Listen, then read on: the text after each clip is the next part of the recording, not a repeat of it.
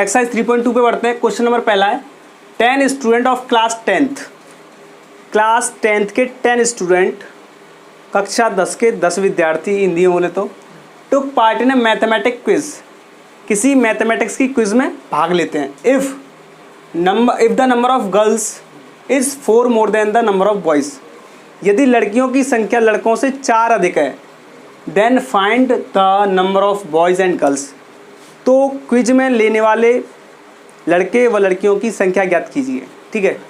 अच्छा, जब कुछ चीज़ मालूम नहीं होती तो एक्स और वाई दो वेरिएबल फाइंड मान लेते हैं अपनी तरफ से। ठीक है, तो मान लिया let the number of boys x and number of girls is y. Clear. तो पहले क्या कह रहा है, केस फर्स्ट,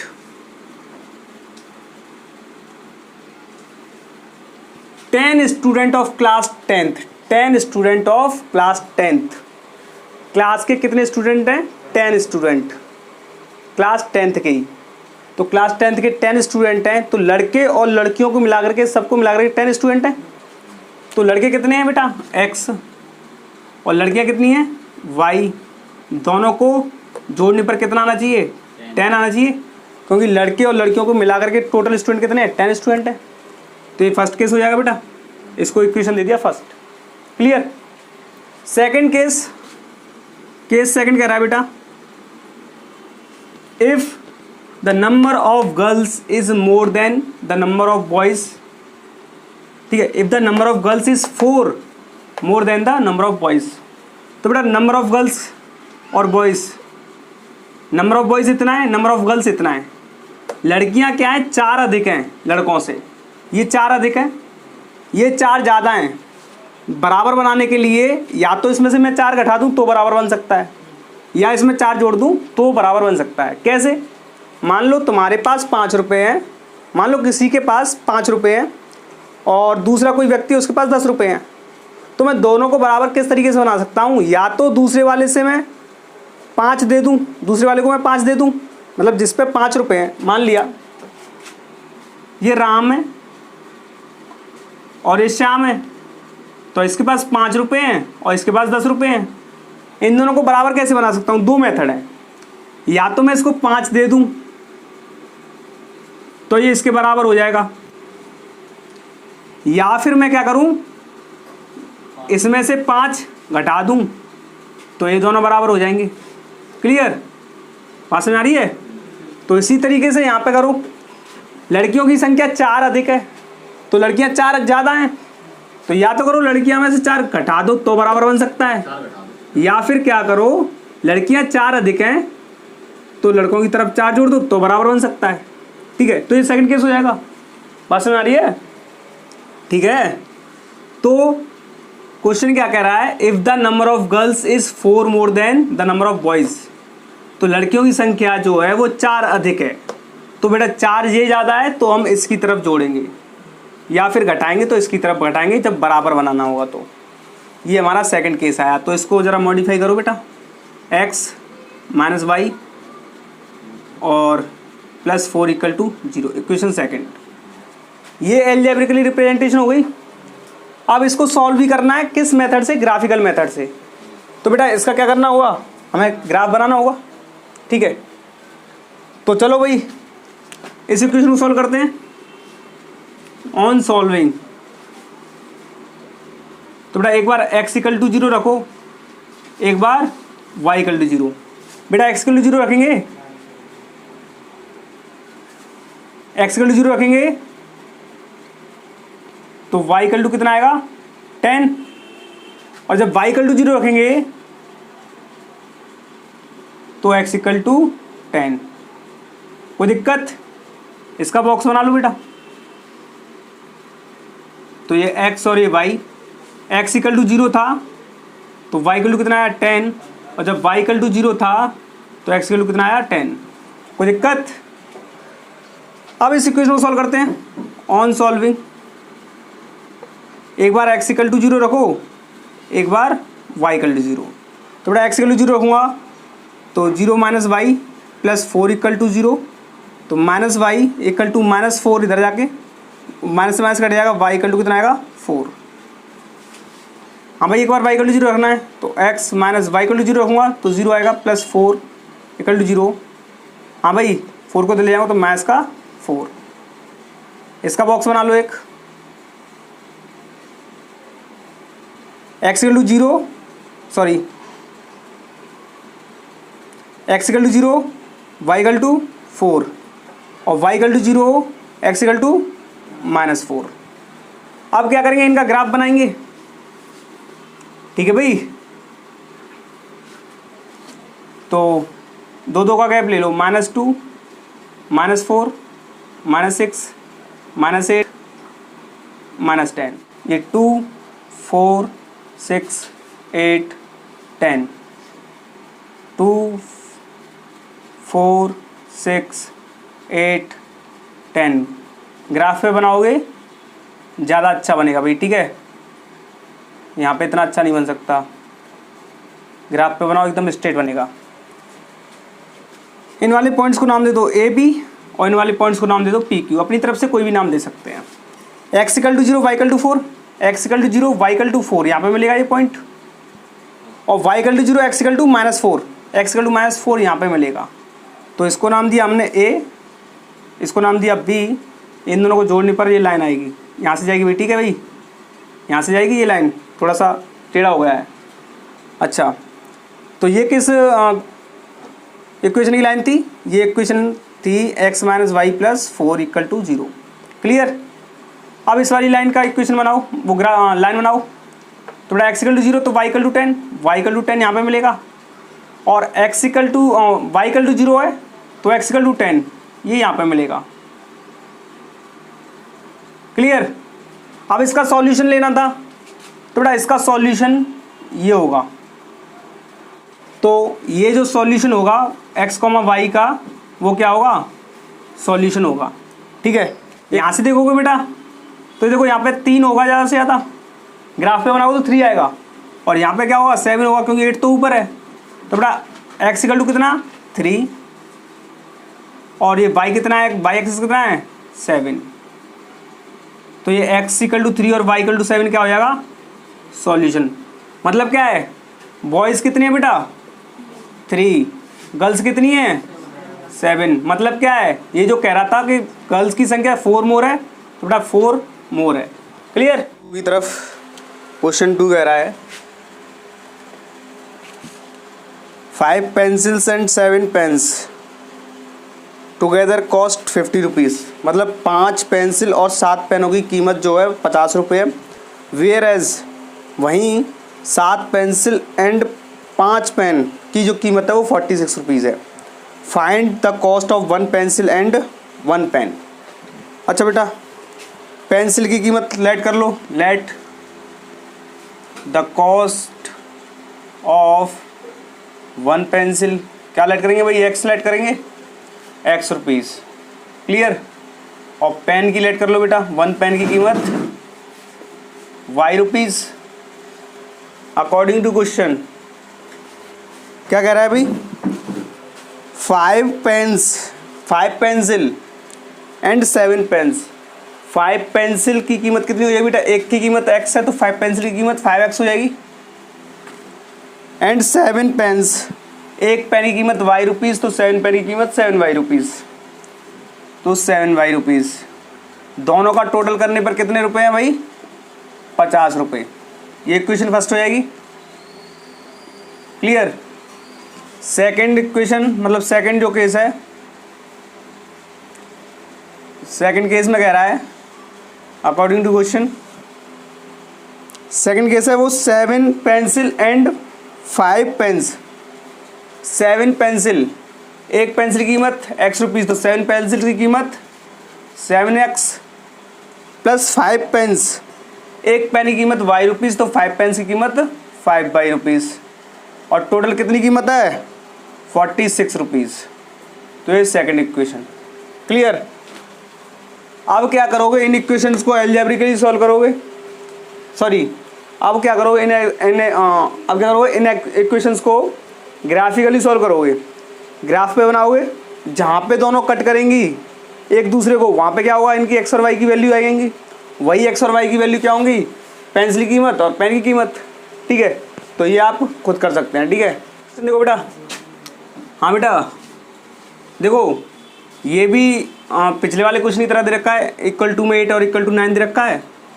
देखो अगर दोनों कांस्टेंट इस तरफ हो तो कोई फ़र्क नहीं पड़ता है, ठीक है, कि स्टैंडर्ड फॉर्म में चेंज करें या ना करें।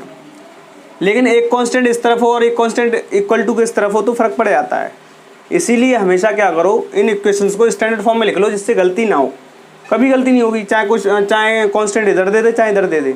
ठीक है, बट अगर आप स्टैंडर्ड फॉर्म में नहीं लिखते हो तो कोई क्वेश्चन अगर कांस्टेंट इधर आ गया और एक कांस्टेंट इधर आ गया तो गलती पक्का होगी। ठीक है, बच्चे क्या करते हैं, स्टैंडर्ड फॉर्म में चेंज नहीं करते हैं, गलती होने के चांस वहाँ पे बढ़ जाते हैं। अगर दोनों कांस्टेंट इस तरफ से रखें तो कोई फ़र्क नहीं पड़ने वाला है, क्योंकि दोनों इधर जाके उनके साइन चेंज होने वाले हैं।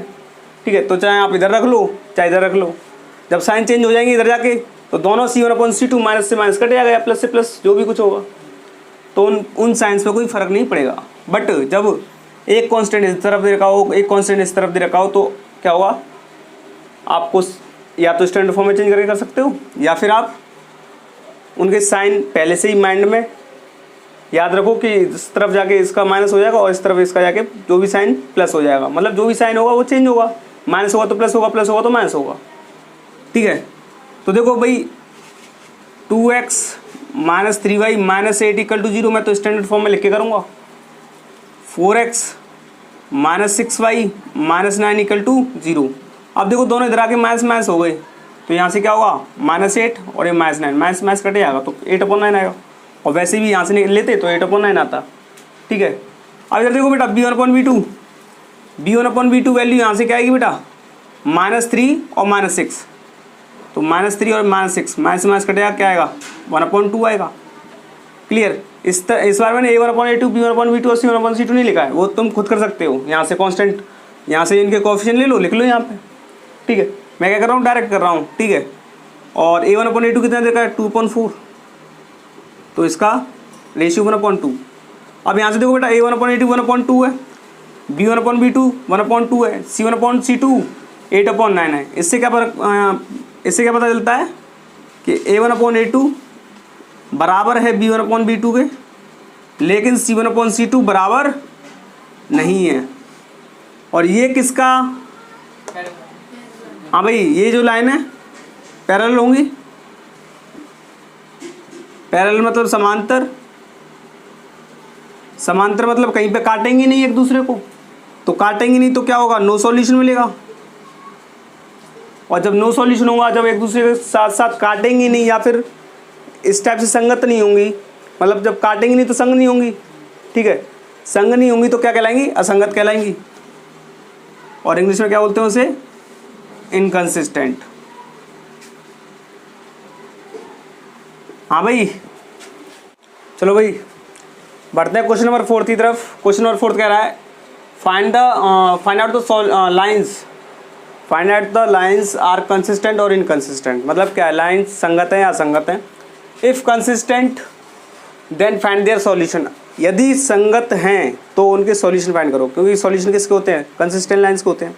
अच्छा देखो बेटा, पैरेलल का कोई सॉल्यूशन नहीं होता, उसका फाइंड नहीं करना क्योंकि वो लाइन इनकंसिस्टेंट हो गई।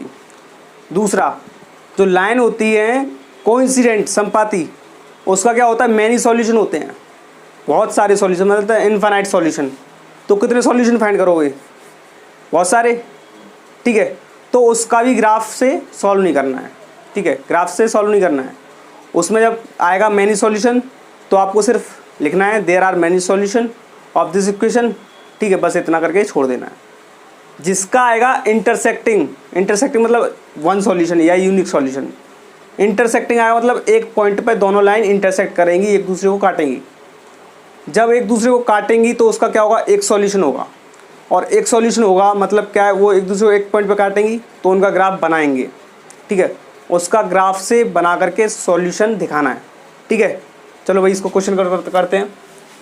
हाँ भाई, x plus y minus 5 equal to 0, 2x plus 2y minus 10 equal to 0। a1 की वैल्यू कितनी है बेटा, 1, B1 की वैल्यू 1, C1 की वैल्यू -5, A2 की वैल्यू बेटा 2, B2 की वैल्यू बेटा 2 और C2 की वैल्यू -10।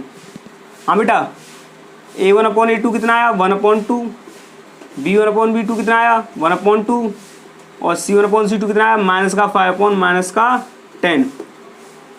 माइनस से माइनस कटेगा और 5 से 10 कटेगा 1/2 टाइम्स। तो बेटा यहाँ से देखो बेटा A1/A2 equal to B1/B2 equal to C1/C2।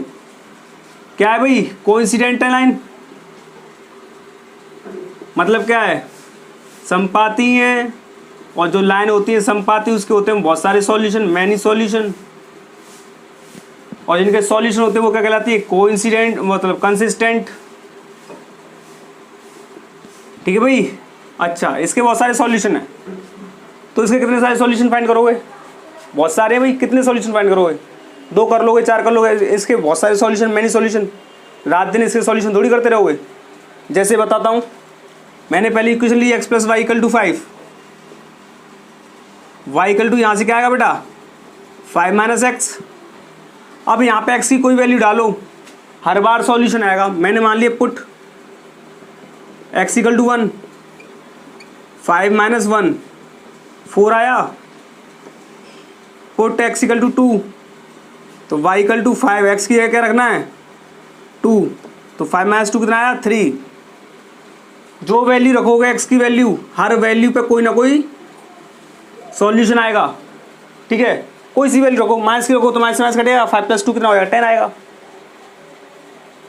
जैसे मान लिया मैंने पुट x = -5 रखा यहाँ पर, तो y = 5 माइनस x पे क्या रखना है -5, 5 माइनस से माइनस कटेगा प्लस आएगा 10 आ गया।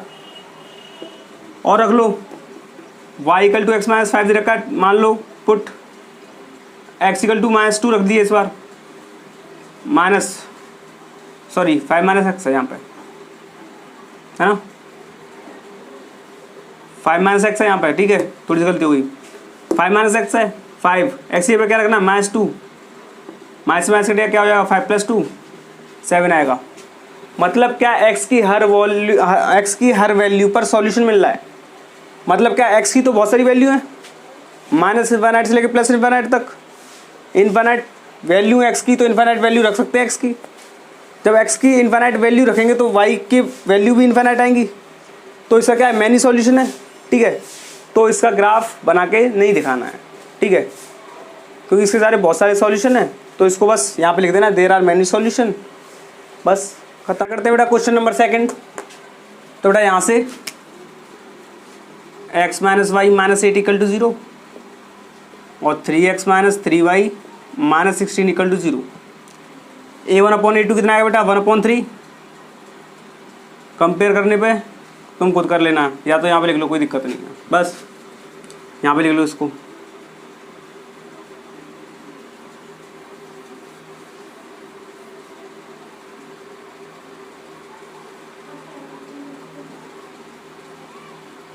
इधर देखो बेटा, A1 की वैल्यू 1, B1 की वैल्यू -1 और C1 की वैल्यू -8, A2 की वैल्यू 3, B2 की वैल्यू -3 और C2 की वैल्यू -16।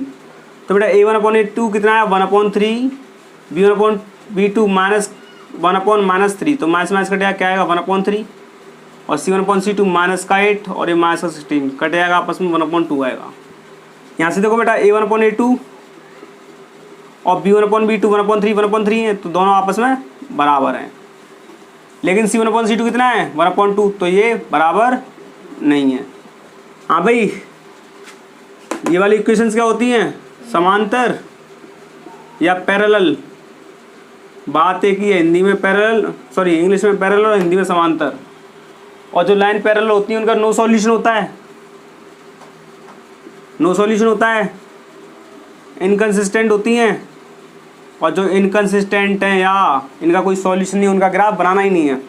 ठीक है बेटा, अब इस वाले क्वेश्चन को देखो।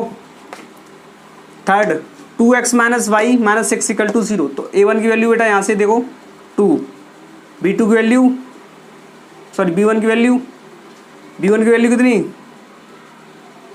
1 और C1 की वैल्यू -6, A2 की वैल्यू बेटा 4, B2 की वैल्यू कितनी -2 और C2 की वैल्यू कितनी बेटा -4।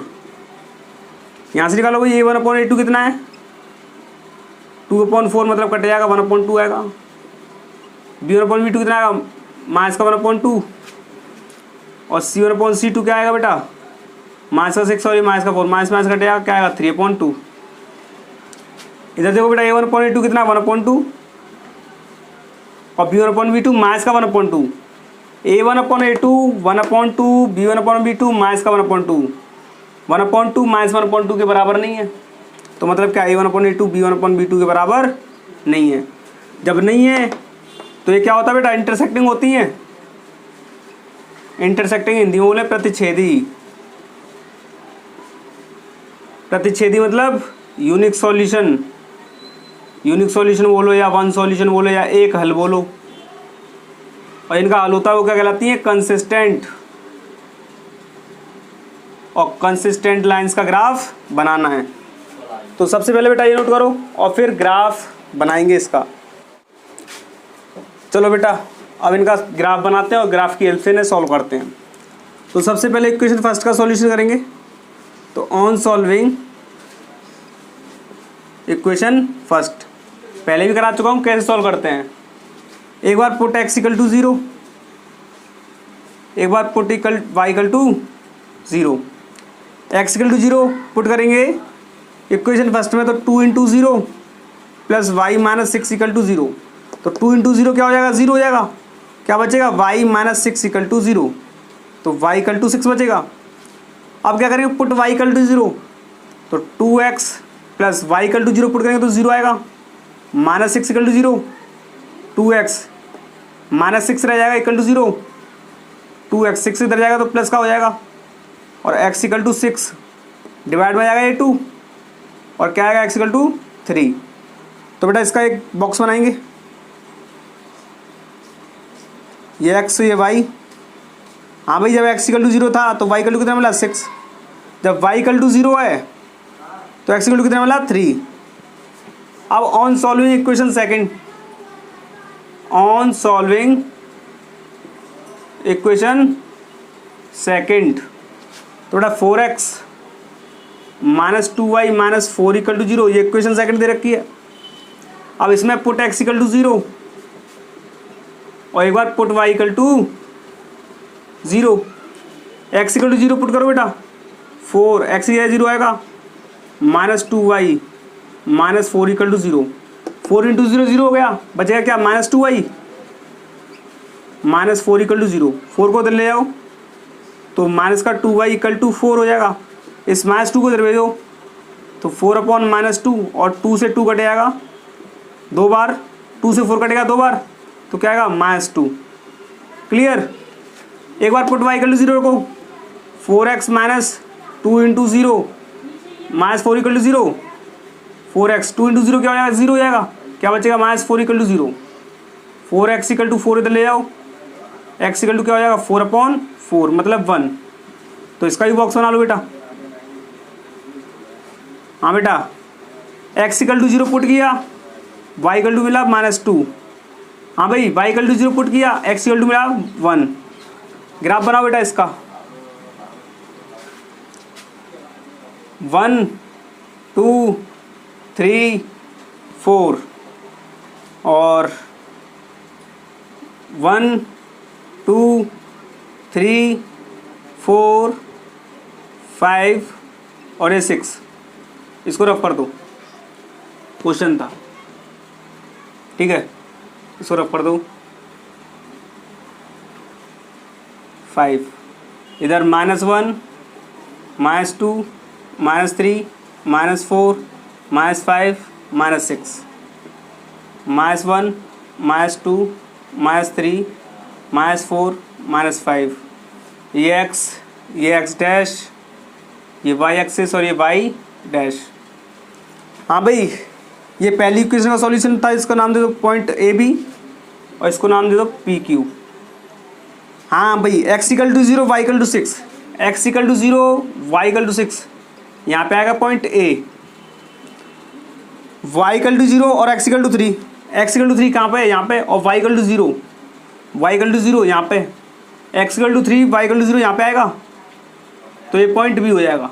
इन दोनों को आपस में मिला दो, तो ये लाइन किसकी होगी भाई, 2x plus y minus 6 equal to 0 की। कोई दिक्कत? अच्छा, अब x equal to 0 y equal to minus 2, x equal to 0 y equal to minus 2, यहाँ पे आएगा ये पॉइंट P, और y equal to 0 x equal to 1, x equal to 1 y equal to 0, ये पॉइंट यहाँ पे ये Q। इन दोनों को आपस में मिलाओ। ठीक है भाई, ये किसकी इक्वेशन हो गई, 4x minus 2y minus 4 equal to 0 की। अब ये लाइन कहाँ पे कट कर रही है भाई, यहाँ पे कट कर रही है भाई, तो ये वाला पॉइंट क्या हो जाएगा, सॉल्यूशन हो जाएगा। क्लियर? एक्स इक्वल टू कितना है यहाँ पे 2, वाई इक्वल टू कितना है यहाँ पे 2, तो एक्स इक्वल टू 2 और वाई इक्वल टू 2 ये इसके सॉल्यूशन हो गए। क्लियर है बेटा? नोट करो।